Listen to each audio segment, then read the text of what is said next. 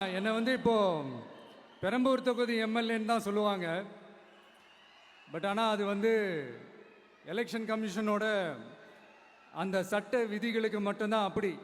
ஆனால் என்னை பொறுத்த வரைக்கும், தமிழ்நாட்டை பொறுத்த வரைக்கும், தமிழ்நாட்டுக்கு எப்படி திருச்சி ஒரு இதயம் மாறியோ,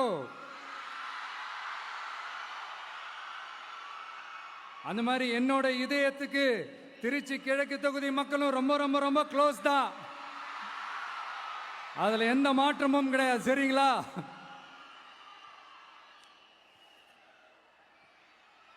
ஆட்சிக்கு சில வாரங்கள் கூட ஆகல. 6 மாசம் அமைதியா இருப்போம்னு சொன்னவங்களாம் 6 நாள் கூட அமைதியா இருக்க முடியல. ஆட்சிக்கு அரை மணி நேரத்திலே ஆரம்பிச்சிட்டாங்க. பாவம், ஒரு கல்யாண வீட்டிலலாம் போய் புலம்பிட்டு இருக்காங்க. நான் சொன்னதெல்லாம் நடக்குதா? 1 by 1 எல்லா புலம்பல்ஸும்.